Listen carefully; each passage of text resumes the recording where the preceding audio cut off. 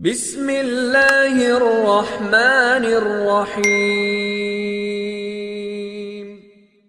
Maka seorang yang berputus asa, dia hilang salah satu pilar ibadahnya, yaitu raja. Sebab ibadah terdiri atas raja, mahabbah, dan khauf. Bila tidak ada raja, maka dia hanya khauf saja, dan dia hanya mahabbah bila dia memilikinya. Dan ternyata Allah Ta'ala mengatakan, وَمَنْ يَقْنَتُ مِنْ رَحْمَةِ رَبِّهِ إِلَّا الضَّالُّونَ. Tidaklah ada orang yang putus asa kecuali pasti orang tersesat. Allah Ta'ala juga mengatakan, وَمَنْ يَقْنَتُ مِنْ رَحْمَةِ رَبِّهِ إِلَّا الْقَوْمُ الْكَافِرُونَ. Dan tidak ada orang yang putus asa dari rahmat Allah kecuali pasti orang kafir. Makanya para ulama mengatakan bahwa awal dari kekafiran adalah keputusasaan. Orang yang berawal dari putus asa, maka akan berujung kepada kekafiran. Kekafiran awalnya adalah keputusasaan. Dan kita lihat, banyak orang tidak lagi salat dikarenakan dia telah berputus asa. Karena kalau dia taubat, kalau dia salat, maka dia beranggapan Allah tidak akan mengampuninya. Maka dosa seorang, ketika seorang melakukan perbuatan dosa besar, kemudian dia tidak bertaubat karena berputus asa, maka dosa putus asanya lebih besar daripada dosa besarnya. Sebagai contoh, dia berzina. Akramakumullah, akramana wa iyyakum. Dan ternyata dia tidak mau bertaubat sebab zinanya. Maka tidak taubatnya karena putus asa adalah dosa yang lebih besar daripada dosa zinanya. Dosa putus asa. Karena hal yang diinginkan oleh iblis, tingkatan paling utama adalah menjadikan seorang berputus asa. Dan karakter orang beriman adalah berharap. Harapanlah yang menggerakkan. Maka sifat putus asa itu kontradiksi dengan sifatnya orang beriman. Sifat merasa berharap, sifat merasa butuh, sifat merasa bersandar, sifat merasa dikuatkan, maka itu karakter orang beriman. Mukmin adalah seseorang yang senantiasa berharap, berdoa, karena harapanlah yang menggerakkan. Apa yang menjadikan seorang hadir kajian? Dia berharap pahala. Dia berharap berjumpa dengan Allah dalam keadaan membawa banyaknya amal soleh. Apa yang menjadikan orang sholat subuh berjamaah di masjid? Harapan. Harapanlah yang menggerakkan. Maka seorang yang tidak lagi memiliki harapan, dia tidak akan tergerak hatinya untuk bergerak, beramal. Harapanlah yang menggerakkan. Ar-raja huwa alladhi yuharriku kulla syai'. Harapan adalah yang menggerakkan segala sesuatu. Sebagaimana kata Ibnu Qayyim, al-mahabbatu hiya allati tuharriku kulla syai'. Cinta juga menggerakkan segala sesuatu. Bagaimana harapan? Maka orang yang tidak memiliki harapan, dia adalah orang-orang yang jauh dari Allah Ta'ala. Dan harapan kaitannya dengan taubat. Kita melihat ada sebuah generasi yang dahulu mereka adalah golongan yang tidak terpandang. Generasi itu dahulunya meminum khamr, menyembah berhala. Generasi itu dahulunya berjudi. Kemudian 20 tahun kemudian generasi itu menjadi generasi penakluk barat dan timur. Generasi itu menjadi penakluk imperium-imperium besar. Generasi itu menjadi sosok-sosok yang paling mempengaruhi sejarah. Apa yang menjadikan generasi itu berubah 180 derajat? Yaitu generasi siapa? Sahabat. Dahulu para sahabat adalah orang-orang yang berada di zaman jahiliyah. Umar bin Khattab membunuh bayi perempuannya. Bahkan dahulu saking jahiliyahnya, beliau menyembah berhala. Tatkala beliau lupa berhalanya tidak dibawa ketika safar, maka beliau tumpukan kurma, kemudian ketika beliau lapar, beliau memakannya.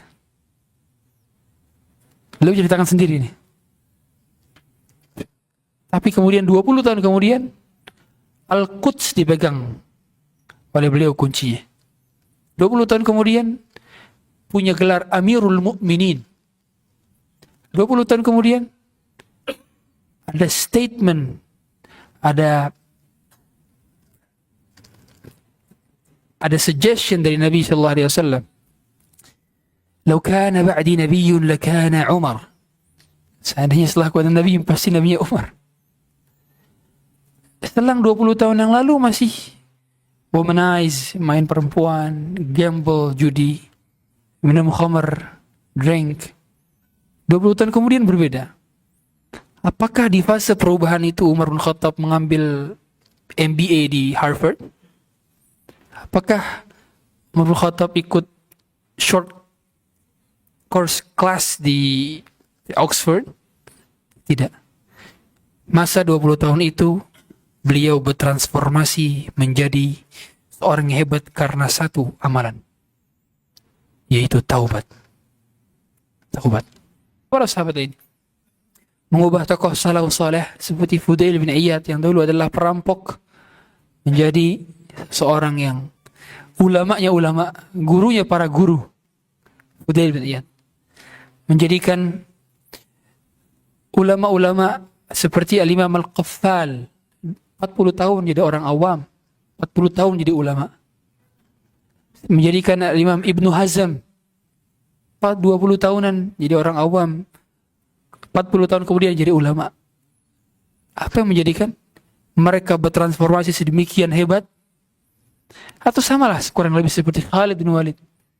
Belum lama dirinya memerangi Nabi sallallahu alaihi wasallam di tahun kedua Hijriah, masuk Islam di tahun ke-7 Hijriah. 5 tahun hanya fase beliau memiliki transformasi, dan ternyata di tahun ke-9-nya sudah mampu memimpin perang Mu'tah, mengambil bendera dan apa yang menjadikan Muawiyah, begitu pula putranya Muawiyah, bisa mendapatkan kekhalifahan di zaman-zaman setelahnya, setelah sebelumnya memiliki kekuasaan berupa gubernur di Syam, padahal dahulunya memerangi Nabi sallallahu alaihi wasallam.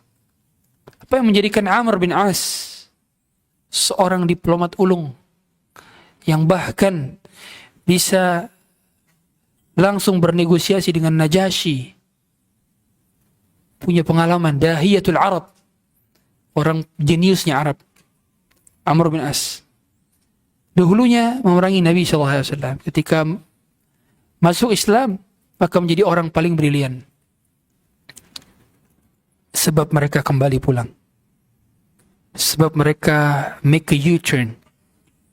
Mereka tahu arah kembali pulang, dan mereka tidak putus asa dari rahmat Allah. Mereka tahu kemana mereka pulang, dan mereka tahu bagaimana mengatur arah pulangnya, dan itu adalah aktivitas taubat.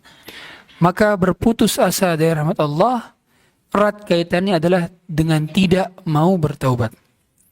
Orang yang berputus asa dari rahmat Allah, mereka adalah golongan yang tidak mau bertaubat. Apapun motifnya, mereka adalah orang yang tidak mau bertaubat. Sedangkan taubat adalah ciri khasnya orang beriman. Bahkan golongan yang mendapatkan cintanya dari Allah langsung adalah orang yang bertaubat. Innallaha yuhibbut tawwabina wa yuhibbul mutatahhirin. Allah mencintai golongan yang senang bertaubat. Bahkan seseorang yang bertaubat, dia faham bahwa Allah perintahkan bertaubat dengan kosakata ya ayyuhalladzina amanu tubu ilallahi taubatan nasuha. Wahai orang-orang beriman, bertaubatlah dengan taubat nasuha.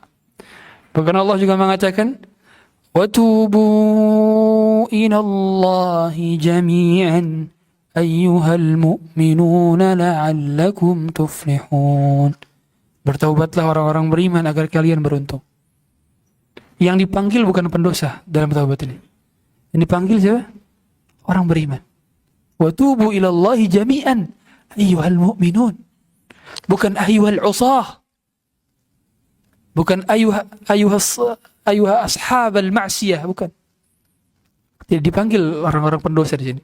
Yang dipanggil adalah orang beriman.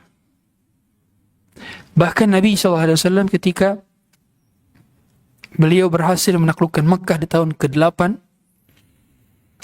turunlah ayat idza jaa nasrullahi wal fath wa ra'aitan nasa yadkhuluna fi dinillahi afwaja fasabbih bihamdi rabbika wastaghfir. Diperintahkan apa? Istighfar. Lagi menang justru suruh istighfar. Lagi menang nih, suruh istighfar. Innahu kana tawwaba. Lihatlah bagaimana Allah Ta'ala menyuruh beliau sallallahu alaihi wasallam untuk memperbanyak istighfar di puncak kemenangannya. Beliau rindu Mekah, rindu untuk bisa sujud depan Ka'bah lagi, rindu untuk bisa tinggal di Mekah lagi. Penantian lama, berapa tahun? 8 tahun. Makkah ditaklukkan tahun ke-8. Beliau hijrah tahun ke-13 kenabian. 13 kenabian, 1 Hijriyah sampai 8 Hijriyah. Butuh 8 tahun untuk penantian menaklukkan Makkah. Sudah menang, 10.000 orang masuk Islam dengan begitu mudah. Orang-orang masuk Islam afwajan, berbondong-bondong. Allah justru fasabbih bihamdi rabbika wastaghfir. Bertasbih, puji Tuhanmu dan beristighfar. Disuruh kembali kepada Allah. Lagi menang, bukan lagi maksiat, lagi menang. Berhala-berhala 360 yang di sekitaran Makkah dihancurkan, lagi menang. Suruh istighfar. Maka yang awalnya beliau setiap bacaan rukuknya, sujudnya subhanallah, di sujudnya subhana rabbiyal a'la, ditambahkan oleh beliau subhanakallahumma rabbana wa bihamdika Allahumma ighfirli. Tambahkan Allahumma ighfirli. Setelah ayat ini turun jadi tambah rukuk dan sujudnya, jadi ada tambahan Allahumma ighfirli. Itulah para ulama mengatakan dari antara bacaan salat ada hikmah, hendaknya kita memvariasikan bacaan salat. Selama itu sesuai dengan hadis yang sahih, maka variasikan bacaan iftitah, variasikan bacaan ruku', variasikan bacaan sujud, variasikan bacaan tahiyat, variasikan surat. Kalau Al-Fatihah nggak bisa divariasikan, Al-Fatihah terus. Tapi selainnya bisa divariasikan agar kita tidak terlalu cepat di dalam melafazkan bacaan-bacaan salat yang akhirnya tidak memahami apa yang disampaikan di dalam salat. Sedangkan pahala salat sangat bergantung kepada pemahaman kita terhadap bacaan salat. Sebagaimana kata Nabi SAW, "Laisa laka min salatika illa ma aqalta 'alaiha." Kalian tidak mendapatkan pahala dari salat kecuali dari kadar pemahaman kalian terhadap bacaan salat kalian. Sehingga seberapa faham kita tentang tafsir Al-Fatihah, seberapa pahala pula yang akan kita dapatkan dari bacaan Al-Fatihah kita. Faham arti ihdinas siratal mustaqim. Ada hidayah yang sedang diminta, dan bukan hidayah yang belum mendapatkan hidayah, tapi hidayah untuk mempertahankan hidayah, dan hidayah yang belum terbuka dari pintu hidayah. Itu di satu ihdinas siratal mustaqim. Dan ternyata taubat adalah aktivitas yang wajib. Sehingga para ulama mengatakan karena lafadznya perintah fi'il amr. Tubu. Dan tubuhnya bukan sekali. Allah katakan berkali-kali dalam Al-Quran, tubu. Maka hukum asal taubat adalah wajib. Sehingga taubat bukan perkara anjuran, bukan perkara mandub, bukan perkara sunnah, dia perkara wajib. Orang yang tidak taubat maka dia berdosa. Berarti orang yang putus rahmat dari Allah, dia lebih dosa. Karena kenapa? Karena dia nggak memungkinkan untuk bertaubat. Ini wasilahnya terputus untuk bertaubat. Sedangkan untuk kembali lagi, maka dia harus bertaubat. Dan Allah Subhanahu wa taala menjadikan aktivitas taubat adalah aktivitas yang selalu dilakukan. Bukan aktivitas sekali seumur hidup. Seorang ketika bertaubat, tidak ada yang mengatakan, kamu sudah taubat. Alhamdulillah saya sudah pernah taubat. Salah jawabannya. Sama seperti dia mengatakan, kamu sudah mandi? Ya, saya sudah pernah mandi. Tidak ada orang yang mengatakan, saya sudah pernah mandi, terus nggak mandi lagi. Begitu pula taubat. Dia adalah aktivitas seperti mandi. Setiap saat. Repetitif. Tidak sekali seumur hidup. Bukan once in lifetime moment. Tapi dia repetisi. Sebagaimana aktivitas kita bersuci. Makanya Nabi SAW ketika menjelaskan analogi tentang sholat 5 waktu, yaitu seperti orang yang mandi di sungai, di air yang mengalir 5 kali sehari. Beliau mengatakan, hal yabqa min daranihi syai'? Adakah yang tersisa dari kotorannya? Nggak ada. Sama kita nyuci mobil, nyuci motor, kita repetitif melakukan itu. Bertaubat pun demikian. Maka orang yang berputus asa dari rahmat Allah, dia memungkinkan untuk tidak bertaubat. Dan itu adalah dosa yang lebih besar daripada dosanya sendiri. Hadirin hadirat rahmat Allah subhanahu wa ta'ala, ada beberapa hal yang menjadikan seorang berputus asa dari rahmat Allah Ta'ala. Beberapa hal yang menjadikan seorang bisa berputus asa dari rahmat Allah Ta'ala. Yang pertama,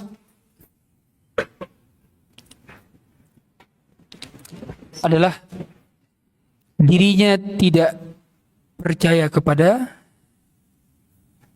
iman qada dan qadar. Banyak anak-anak muda sekarang yang tidak lagi percaya kepada iman qada dan qadar. Dan ini lebih urgen dibandingkan isu-isu akidah lainnya. Banyak isu-isu akidah yang diperdebatkan banyak di sosmed, tapi yang paling dasar yang menjadi rukun iman ke-6 dilupakan. Anak-anak sekarang udah nggak percaya, memilih agnostik karena mereka tidak lagi percaya akan narasi-narasi keagamaan. Bahkan sering kali mereka meremehkan perkara keagamaan karena mereka menganggap saya buktinya masih sukses, masih sehat sampai sekarang meskipun saya bermaksiat.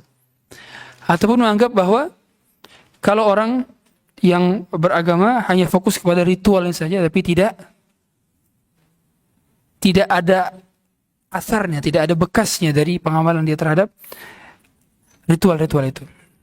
Maka orang yang umumnya berputus asa dari rahmat Allah Ta'ala adalah orang-orang yang tidak mengetahui iman tentang takdir, qada dan qadar.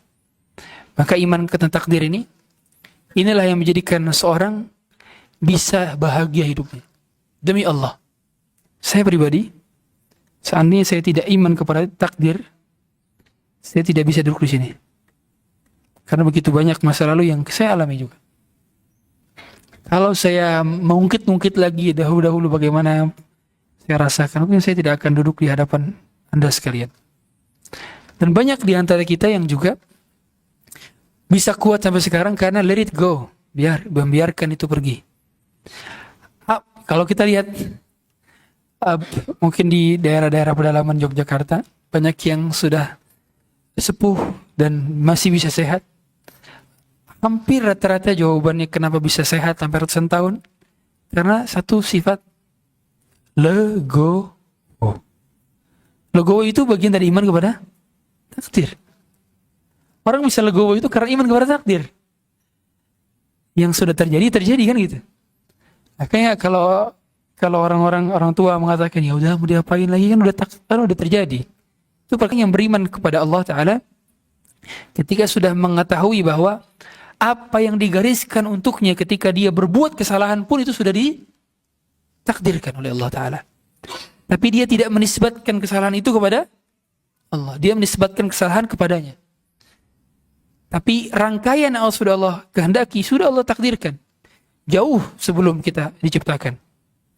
Makanya mengapa Allah Ta'ala Melalui lisan Nabi-Nya sallallahu alaihi wasallam mengatakan, lisan Nabi mengatakan, "Lau lam tuznibu la dhahaba Allah bikum wa la jaa'a biqaumin yuznibuna fayastaghfiruna Allah fayaghfirullahu lahum." Kalau kalian tidak berbuat dosa, maka Allah akan gantikan kalian dengan umat yang lain yang mereka berbuat dosa, kemudian mereka beristighfar, dan kemudian Allah ampuni mereka. Jadi Allah menghendaki kita berdosa. Tetapi tujuan dari kehendaknya Allah membuat kita berdosa adalah agar Allah mengenalkan bahwa dirinya Maha Pengampun. Bagaimana Allah bisa mengenalkan dan bagaimana kita bisa tahu bahwa Allah Maha Pengampun, Allah Maha Penyayang, Allah Maha Pengampun dosa yang besar kecil, Ghaffar, Ghafur, Ghafir, Tawwab. Bagaimana kita bisa tahu nama-nama itu kalau kita nggak pernah berbuat dosa? Oke. Sehingga Allah menghendaki Adam berbuat dosa. Tapi bukan serta-merta karena pengetahuan kita akhirnya kita meremehkan dosa. Oh, kalau gitu dosa aja sekarang. Bukan, saya sedang tidak menuju orang untuk berdosa. Tapi bagian dosa adalah jatah yang sudah Allah berikan kepada setiap hambanya, kecuali para nabi dan rasul yang ma'sum. Al-ismatul anbiya. Maka Nabi SAW mengatakan dalam sabdanya, "Kullu bani Adam khata." Setiap anak Adam itu, they are doing repetitive sins. Mereka melakukan dosa berulang-ulang. Khata ala wazni fa'al. Wazannya fa'al. Ini yang udah belajar sharaf tahu bahwa fa'al dalam bahasa Arab bermakna repetitive activity. Aktivitas yang berulang-ulang. Habis melakukan dosa, lakukan dosa lagi. Lakukan dosa, dosa lagi. Dan biasanya orang ketika sudah jauh dari rahmat Allah ini kan dosanya. Putus asa dari rahmat Allah itu dosa. Dia sebelumnya melakukan dosa-dosa secara repetitif yang tidak bertaubat sama sekali di tengah-tengah. Jadi membiarkan dosa itu membesar. Hingga akhirnya dia putus asa dari rahmat Allah karena bisikan syaitan kepadanya. Imam Ahmad dahulu sebelum meninggal dunia, murid-muridnya sedang mentalkinkan beliau. La ilaha illallah. La ilaha. Talkinkan. Sebagaimana hadis laqinu mautakum la ilaha illallah. Talkinkanlah seorang yang sedang sakaratul maut dengan la ilaha illallah, sunnah. Tapi beliau tiba-tiba mengatakan la. Tidak. Kemudian setelah sadar, tanyalah sama murid-muridnya bahwa saat itu iblis atau syaitan sedang membisikinya dan muncullah perasaan atau bisik-bisikan, kamu hebat, kamu orang soleh, kamu ulamanya ulama, kamu bisa meninggal husnul khatimah, kamu dengan mudah demikian. Jadi diiming-imingi untuk ujub. Maka beliau menjawab, la. Ini sahih. Dalam kitab Siyar, begitu pula dalam Sifatus Safwah menceritakan kisah-kisah Muhammad ketika syarul maut. Maka beliau mengatakan la, tidak. Lihat, iblis menggoda manusia untuk berputus asa dari rahmat Allah ataupun ujub dengan amalnya sampai detik hembusan napas terakhirnya. Sampai terakhir. Dan gak pandang orang. Ulama sekaliber Imam Ahmad saja yang dikatakan imamu ahli sunnah wal jamaah, karena fitnah tentang Al-Quran makhluk itu di zaman beliau, dan beliau yang lantang mengatakan Quran laisa bimakhluk, Quran bukan makhluk. Ketika ulama semua diam dan semua ulama tauriyah sebagiannya sampai mengatakan Al-Quran, Injil, Taurat, Zabur ini mesti jari-jarinya ini makhluk katanya, tauriyah. Imam Syafi'i kemana ketika peristiwa itu jadi? Mesir. Yang bertahan di sana siapa? Imam Ahmad. Yang sampai orang-orang mengheran, berani banget Imam Ahmad di penjara. Apa kata beliau? Lau sakatta anta wa sakattu ana. Kalau kamu diam dan aku pun diam, fa kaifa ya'riful jahilu minas sahih. as-sahihu minal batil. Bagaimana orang yang bodoh dapat mengetahui yang mana yang benar, yang mana yang salah? Kalau orang sepertimu sepertiku diam semua, lalu gimana orang bodoh dapat mengetahui yang benar di antara yang salah? Imam Ahlus Sunnah, Imam Ahlus Sunnah sampai bergelar. Jadi kata ulama, Imam Ahlus Sunnah tentu setelah Nabi SAW ada dua. Siapa yang pertama? Ada hadiah gak panitia? Gak ada hadiah ya? Gak ada. Kata Al-Imam Al-Barbahari, yang pertama adalah siapa? Yang tahu? Abu Bakar Siddiq. Fitnahnya apa? Fitnah yang menimpa Abu Bakar Siddiq adalah ada yang ngaku sebagai Nabi, yaitu siapa? Musailamah, memerangi Musailamah. Ini ngaku sebagai Nabi. Yang satu lagi fitnahnya menimpa Imam Ahmad, yaitu tatkala orang mengatakan Quran adalah makhluk, ya, hasil dari pembelajaran tokoh-tokoh kepada pendapat-pendapat nyeleneh dari tokoh-tokoh Mu'tazilah. Jadi rata-rata firqah sesat itu dulunya belajar juga ke firqah sesat. Rata-rata gitu. Makanya ini kan dibawa oleh awalnya siapa? Mu'tazilah. Mu'tazilah ini belajar dari orang-orang Yahudi. Ternyata secara sanadnya belajarnya ke mana? Ke Yahudi. Helalah muncullah fitnatu khalqil Quran. Fitnah tentang dikatakan Quran adalah makhluk. Tapi balik lagi, bagaimana iblis itu bisa bertahan, saking sabarnya dia menguji seorang tokoh agama alim, Imam Ahlus Sunnah, salah satu imam madhab yang paling banyak saat ini madhabnya, di antara 4 lainnya yang paling banyak muridnya Imam Syafi'i, bahkan punya musnad Imam Ahmad yang beliau kumpulkan hasil keliling dunia selama 2 kali. Jadi Imam Ahmad itu kata Ibnu Jauzi keliling dunia 2 kali untuk ngumpulin musnadnya. Dan ternyata itu tidak cukup untuk tidak digoda oleh iblis. Saya dan Anda tidak selamat dari godaan iblis. Mungkin saja suatu ketika kita akan terjebak. Wali'adzubillah.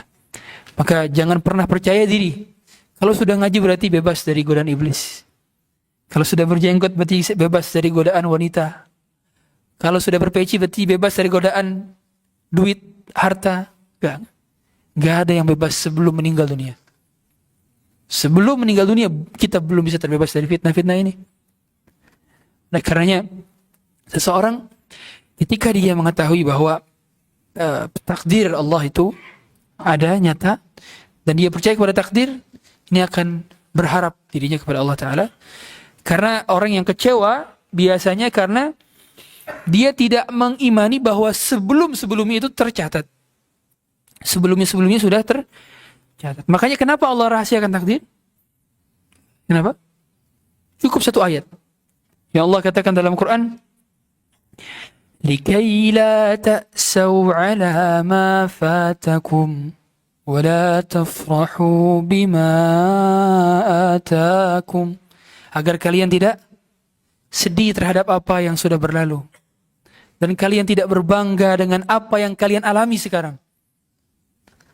Jadi tujuannya adalah supaya orang-orang yang punya luka masa lalu, dia enggak sedih, enggak berlebihan, menyedihkan. Karena sudah kejadian. Orang, hadirin, yang membuat kita luka, yang membuat kita sedih, itu sebenarnya adalah memori. Bismillah. Kalau ada sesuatu yang jatuh, bilang Bismillah. Ini sunnah dari Nabi yang banyak tidak ketahui oleh kita. Kunci jatuh, handphone jatuh, Bismillah. Jadi, tadi saya mana? Saya lupa. Kejadian masa lalu. Jadi kejadian masa lalu itu sudah kejadian, sudah tertulis agar kita tidak terlalu sedih terhadap apa yang telah terjadi. Yang membuat kita sedih itu adalah bukan kalau kita disakiti oleh orang, yang membuat kita sedih sebetulnya bukan rasa sakitnya, tapi memori tentang luka itu yang masih menempel di kepala kita. Benar? Kalau Anda lupa, Anda nggak sedih lagi kan? Apakah sakitnya masih kerasa sampai sekarang? Contoh, ada guru mungkin di jazakallahu khair. Ada guru mungkin di SMP Anda yang pernah cubit Anda dulu. Anda sakit hati karena dicubitnya di depan seorang wanita yang dulu Anda incar. Misalkan, waduh, sama dia malu deh. Sampai sekarang Anda masih sakit hati. Saya tanya, sakit hatinya gara-gara cubitannya, apa memorinya? Memorinya kan? Memori kita tentang luka itu yang membuat kita sakit sampai sekarang. Bukan rasa cubitannya, bukan. Cubitan udah hilang, udah gak kerasa sampai sekarang. Jawaban juga udah hilang. Sama. Itulah mengapa seseorang ketika mengalami peristiwa buruk terjadi, maka dia mengatakan qaddarullah wa ma syaa fa'al. Alhamdulillahi ala kulli hal. Karena dia sedang menganggap bahwa itu sudah terjadi dan biarkan, gak bisa kita kembali lagi ke masa lalu dan memperbaiki itu semua. Lan tarji'al ayyamul lati madat. Hari-hari yang telah berlalu, maka tidak bisa kita kembali lagi ke sana. Akhirnya happy dia. Kenapa Nabi SAW ketika ditanya oleh seorang sahabat, ya Rasulullah, tadi Nabi SAW mengatakan bahwa ma minkum min ahadin illa waqad kutiba maq'aduhu fin nar fil jannah. Itulah setiap di antara kita kecuali telah dituliskan tempatnya di surga atau di neraka, ya kan? Sahabat bertanya, ya Rasulullah, kalau gitu kita percuma beramal. Fafima na'mal? Kenapa kita beramal ya Rasulullah? Kalau sudah ditentukan surga nerakanya, kan percuma beramal juga, kan sudah jelas neraka surganya. Apa jawab Nabi SAW? Apakah Nabi menjelaskan dengan detail perincian? Tidak. Nabi mengatakan, i'malu fa kullun muyassarun lima khuliqa lahu. Kalian beramal saja, karena seseorang akan dipermudah jalannya menuju jalan takdirnya masing-masing. Berarti Nabi menyuruh apa? Seorang itu enggak mikirin takdir, tapi dia fokus beramal. Karena orang yang kebanyakan mikir masa depan dan masa lalu, dia enggak fokus kepada hari ini. Sedangkan hari, kata Ibnu Qayyim, ada 3. Ada masa depan, masa lalu, masa sekarang. Masa depan tidak bisa kita raih karena belum pasti. Masa lalu tidak bisa kita kembali karena sudah terjadi. Yang kita bisa genggam adalah hari ini, sekarang. Makanya Nabi mengatakan, i'malu dengan fi'il apa? Mudhari'. Menunjukkan apa? Sekarang, beramal sekarang. Gak usah pikirin lalu, gak usah. Muslim itu produktif. Dan orang yang kebanyakan mikir gak produktif. Dia nggak bekerja akhirnya, nggak action, karena dia kebanyakan mikir. Dan ilmu takdir ini makanya bukan ilmu tentang takdir, tapi iman kepada takdir. Al-imanu bil qadar, kan? Iman kepada takdir. Karena takdir bukan sekedar diilmui, tapi diimani. Ya, maka pengenalan terhadap takdir adalah salah satu hal yang yang harusnya menjadikan seorang tidak berputus asa dari rahmat Allah. Dan iman kepadanya juga menjadikan seorang tidak berputus asa dari rahmat Allah. Yang kedua adalah dia tidak mengenal nama-nama Allah. Makanya orang ketika pertama kali berhijrah, pertama kali kenal agama, saran saya, hatamkan dan hafalkan fikih Asmaul Husna, nama-nama Allah. Anda jauhi dulu perdebatan-perdebatan, jauhi dulu khilaf-khilaf. Kenali dia Allah yang menciptakanmu dari nama-namanya. Karena seseorang akan kuat kadar cintanya bila dia mengenal yang dicintainya. Dia tidak akan bisa mencintai seutuhnya bila dia tidak mengenal karakter yang dicintainya. Suami akan semakin mencintai istrinya bila dia kenal karakter istrinya, bukan? Istri akan semakin mencintai suaminya bila dia kenal sifat-sifat aslinya. Maka demikian, kita semakin cinta kepada Allah bila kita mengenal namanya. Bagaimana cara Nabi SAW dalam memperkenalkan nama Allah kepada para sahabat? Beliau pernah menceritakan bahwa ada seorang wanita yang kehilangan anak di kota Madinah. Wanita ini tawanan perang, yang kehilangan anaknya, yang juga tawanan perang otomatis. Karena ketika terjadi peperangan, wanita, anak-anak, ahli ibadah, lansia, ini tidak dibunuh. Yang dibunuh hanya laki-laki dewasa, sehat, berakal. Ini dibunuh. Dalam perang melawan kafir harbi. Bayangkan. Sangat jauh berbeda dengan etika perangnya Israel. Itu pun bukan perang, itu genocide. Seandainya dikatakan perang, sangat tidak layak dengan etika perangnya Islam. Mereka membunuh anak-anak. Mereka membunuh siapa? Perempuan, wanita hamil. Membunuh lansia, membunuh ahli ibadah. Dan bukan perang juga, genocide. It's a genocide.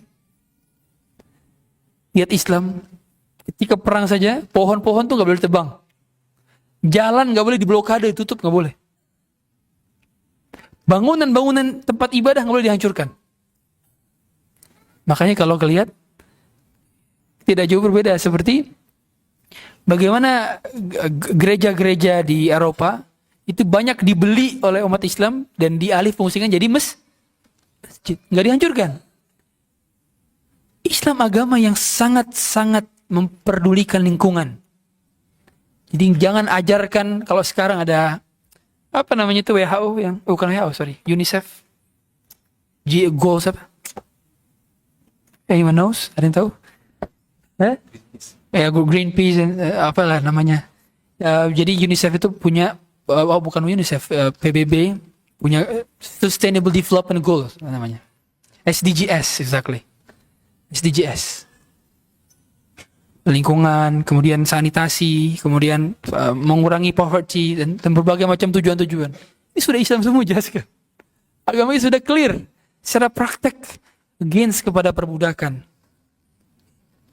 Maka ketika Nabi SAW menceritakan ada seorang wanita kehilangan anaknya, satu-satunya yang dia punya.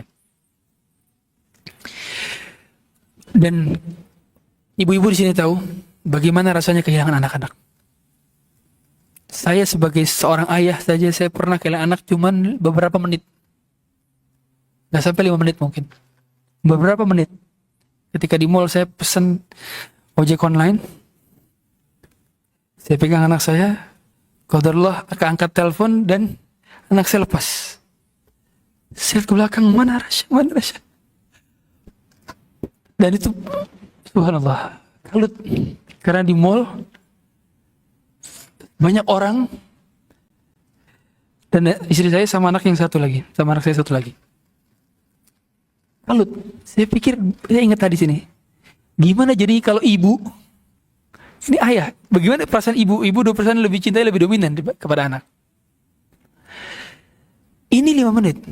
Wanita ini berhari-hari, berpekan-pekan, berbulan-bulan. Kehilangan anak. Ternyata ketika anak ini ditemukan oleh ibunya, maka ibunya ketika melihat dari arah kejauhan, ibunya lari menuju anak ini. Kemudian memeluknya.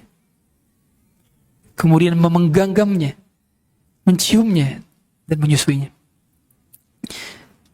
Seluruh sahabat menyaksikan peristiwa bagaimana ibu ini memegang anaknya, memeluk anaknya, menimbang-nimbang anaknya, mencium anaknya, tidak mau melepaskannya.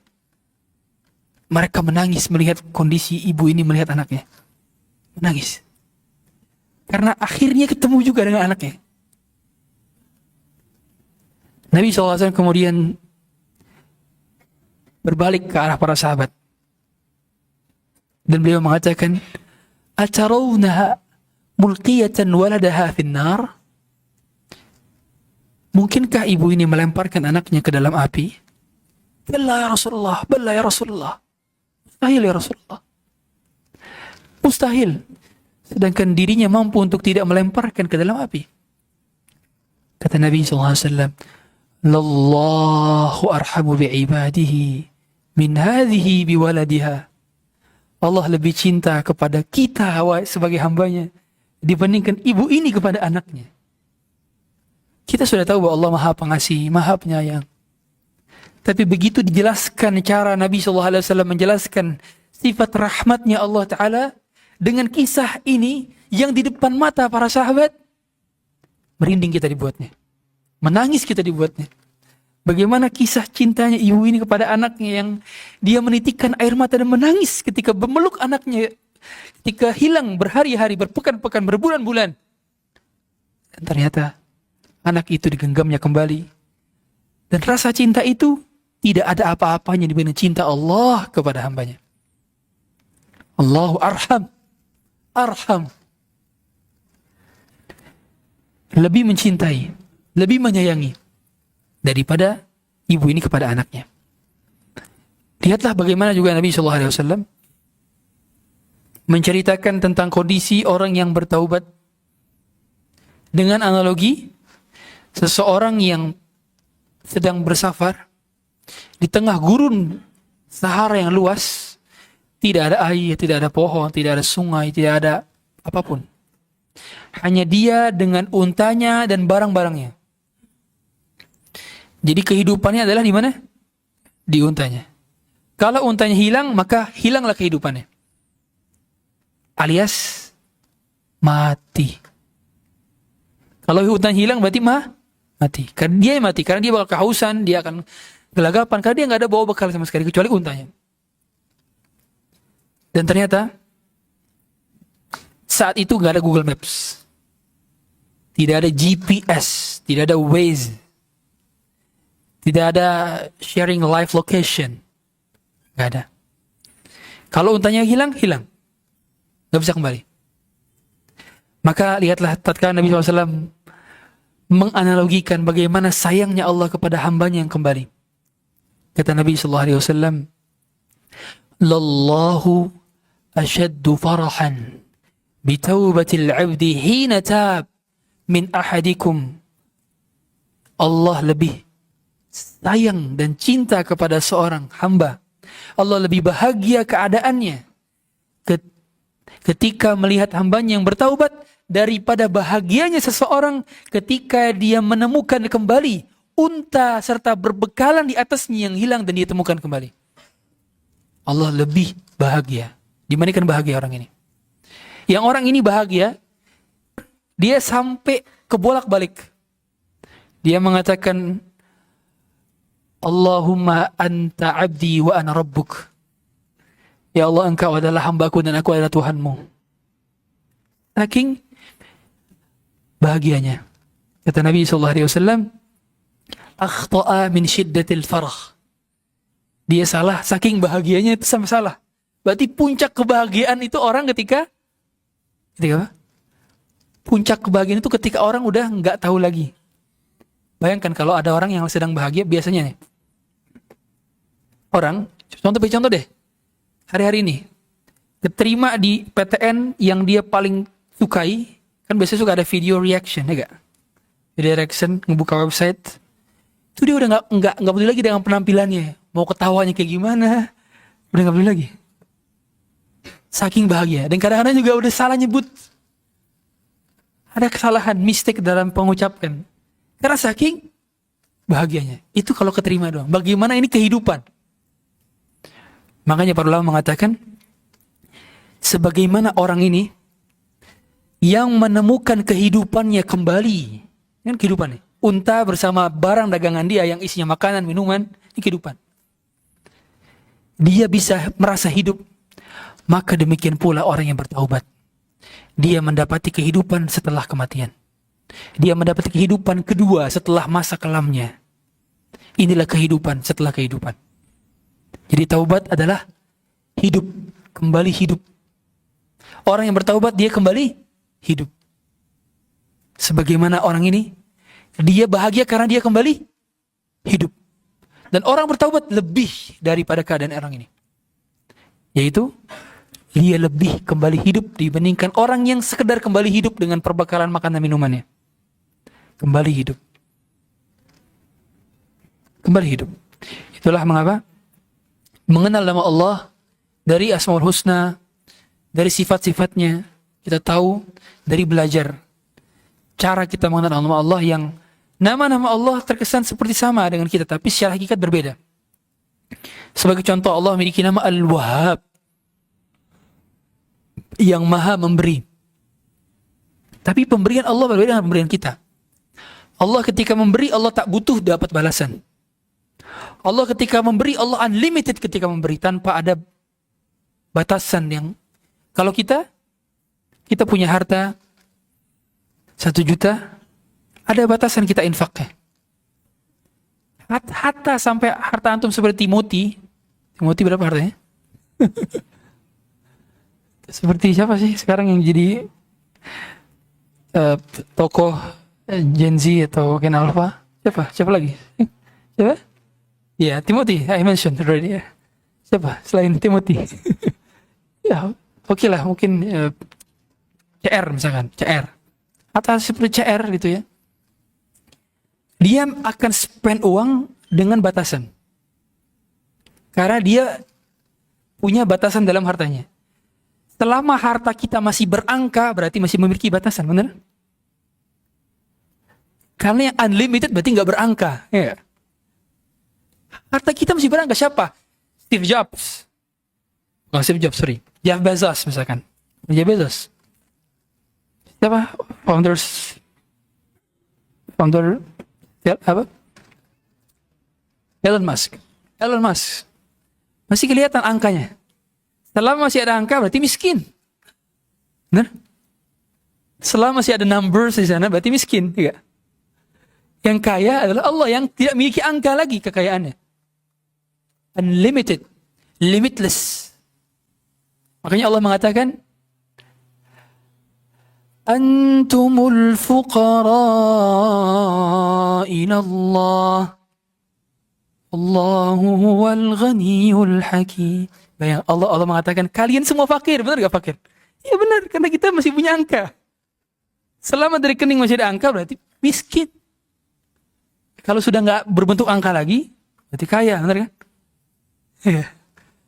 Kalau 0 masih ada angka. Tapi lihatlah bagaimana Allah SWT memperkenalkan nama-namanya dengan begitu indah. Maka Wahhab itu bermakna apa? Memberi tanpa takut untuk berkurang harta. Makanya ketika kita belajar bagaimana hadis di Arba'in Nawawiyah, ya ibadi, law anna awwalakum wa akhirakum wa insakum wa jinnakum, seandainya kalian semua dari jinnya, manusianya, dari awal sampai akhir minta kepadaku, la'ataitu kulla wahidin mas'alatah, aku akan berikan setiap satu orang itu dapat semua. Kemudian Allah juga Ta'ala mengatakan dalam hadits qudsinya, "Lau anna awwalakum wa akhirakum wa insakum wa jinnakum kanu ala afjari qalbi rajulin minkum ma naqasa dzalika min mulki syai'a." Seandainya kalian jinnya, manusianya, dari zaman Nabi Adam sampai hari kiamat, semua seburuk-buruk hati orang seperti hati iblis, semuanya berhati seperti hati iblis, nggak ada yang soleh satupun. Mana qasadzalika min mulki syai'a, itu nggak mengurangi kerajaanku sedikit pun. Jadi karena Allah limitless, nggak terbatas. Dan ternyata ketika Allah menjelaskan Al-Wahhab, itu dipakai oleh doa-doa para nabi dan rasul. Innaka antal wahhab. Dipakai. Karena pemberian Allah tidak terbatas. Doa yang sama dipakai oleh Nabi Ibrahim. Rabbi habli. Hab itu dengan sama dengan kata wahaba. Hab. Pemberian yang tanpa batas. Makanya para nabi dan rasul, doanya adalah doa paling baik, terbaik, karena kosakatanya sudah memenuhi makna mereka, yang mereka sudah mengetahui makna di balik doa-doa mereka atas pengetahuan dari Allah Ta'ala. Wa innaka antal wahhab. Sebagaimana doa ibadur rahman, Rabbana hab lana. Menggunakan kata yang sama. Pemberian yang tidak terbatas. Ini baru beberapa kata. Masih ada ratusan kata. Bahkan jumlahnya Asmaul Husna lebih daripada 99.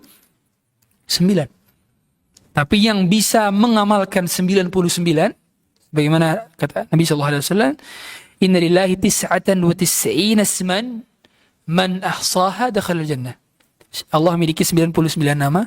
Siapa yang ahsaha, sebagian hanya menafsirkan ini cuma menghafal. Akhirnya dihafalkan. Wallahul ladzi la ilaha. Itu ada 20 yang dhaif. Dari nada itu tuh yang sering diputar-putar itu ada 20-an yang dhaif. Bukan berasal dari hadis, bukan berasal dari Quran. Jadi bukan sekedar dihafal ininya, tapi diamalkan konsekuensi isinya. Makanya ahsaha bukan sekedar dihafal, tapi diamalkan. Yang 99 bisa menghafalkan, maka dia masuk ke dalam surga. Tapi bukan dalam rangka pembatasan as a totalnya bukan 90, lebih daripada itu. Dan itu pun ijtihad para ulama. Sebagian ada yang mendapatkan 140-an, ada yang mendapatkan, tapi tetap secara akumulatif tidak terbatas. Sebagaimana doa Nabi sallallahu alaihi wasallam, as'aluka bikulli ismin huwa lak sammaita bihi nafsak aw anzaltahu fi kitabik aw 'allamtahu ahadan min khalqik aw ista'tharta bihi fi 'ilmi al-ghaib 'indak. Ya Allah, aku menyebut namamu yang menjadi milik namamu dan nama yang kau ajarkan kepada nabimu, nama yang kau turunkan dalam kitabmu, nama yang kau belum beritahu kami nama-nama itu. Wista'tharta bihi fi ilmi al-ghaib 'indak, dalam ilmu ghaibmu. Berarti banyak nama yang belum Allah beri tahu. Sebagaimana kenikmatan di dunia juga banyak yang akan ditunda sampai kenikmatan di surga. Maka mengenal nama Allah adalah kenikmatan. Dan itu adalah kenikmatan yang akan juga ditambahkan sambil melihat wajah Allah. Sebagaimana Allah Ta'ala mengatakan, lilladzina ahsanul husna wa ziyadah. Bagi mereka yang telah mendapatkan kenikmatan berupa kebaikan, akan ditambahkan ziyadah, maknanya adalah nazratullah, melihat wajah Allah.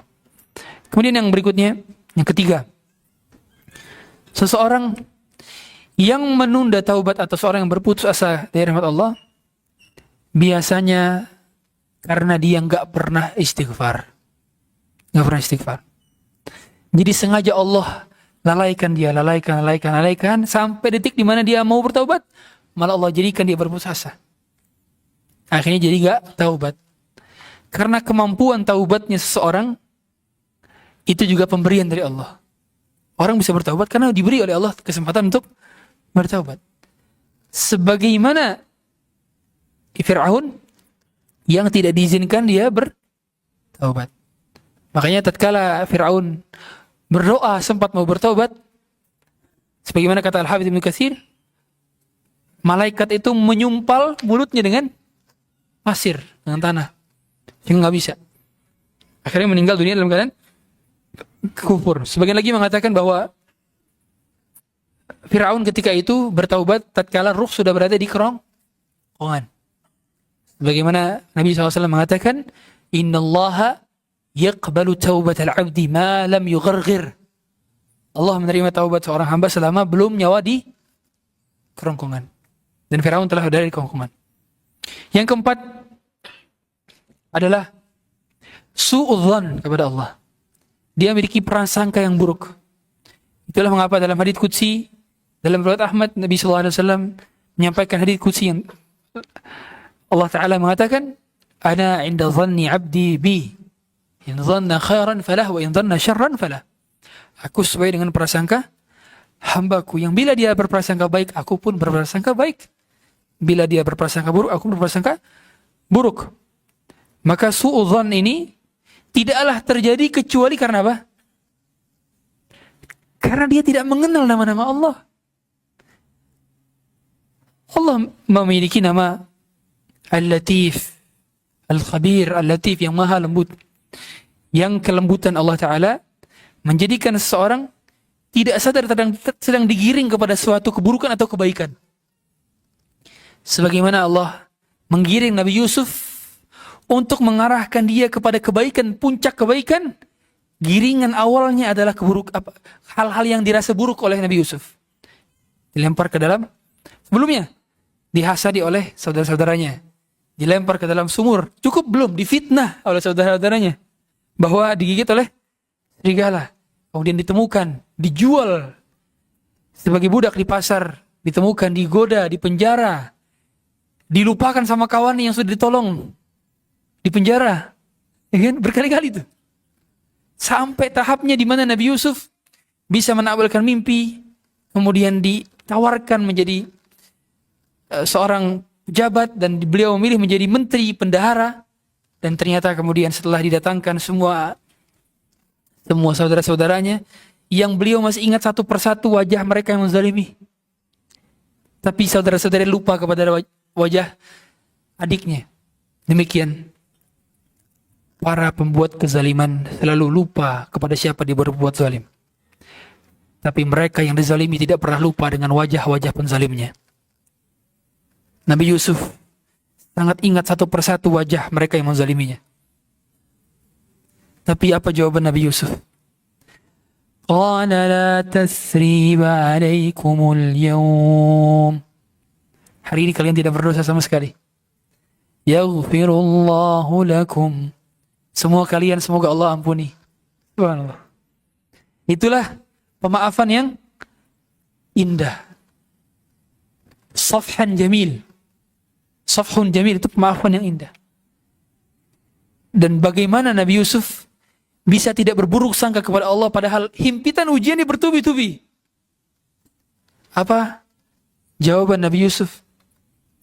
Ketika beliau mengatakan, innahu man yattaqi wa yasbir fa innallaha la yudhi'u ajral muhsinin. Sungguh orang yang bertakwa dan bersabar, maka Allah tidak akan menyia-nyiakan pahala bagi orang-orang yang berbuat baik. Nabi Yusuf sama sekali tidak suudzon kepada Allah. Dan beliau mengatakan, innallaha latifun khabir. Latif. Allah maha lembut, maha halus. Sehingga boleh jadi orang sedang digiring menuju keburukan dengan perantara-perantara kebaikan. Sebagaimana Qarun, ditambahkan hartanya, semakin dia meninggalkan majelisnya Nabi Musa ditambahkan. Semakin jauh dari MT-nya Nabi Musa, semakin ditambahkan hartanya. Sampai sudah di puncak, fakasafna bihi wa bidarihi al-ard. Hempaskan hartanya ke dalam tanah. Jadi latif. Dan orang yang enggak tahu nama-nama Allah akan mudah berburuk sangka kepada Allah. Kemudian yang kelima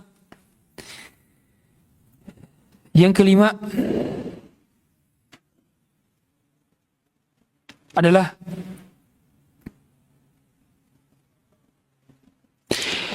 dirinya seringkali ujub terhadap dirinya. Orang yang berputus asa dengan Allah biasanya sebabnya ujub. Dia selalu mengandalkan dirinya daripada Allah. Sehingga ketika terjadi kegagalan, maka yang disalahkan semata-mata karena usahanya, karena experience-nya. Akhirnya begitu jatuh susah kembali. Karena dia sama sekali tidak mengandalkan Allah. Orang yang ujub kepada dirinya. Dan yang terakhir adalah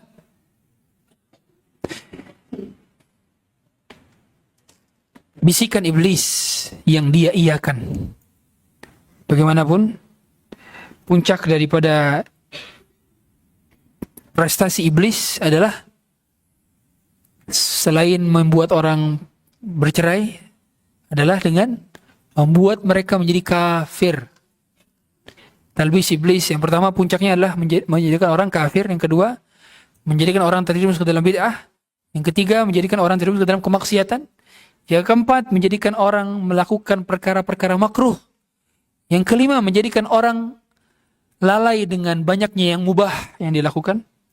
Yang keenam, barulah menjadikan dirinya lebih mendahulukan yang tidak afdal atau kurang afdal dibandingkan yang afdal.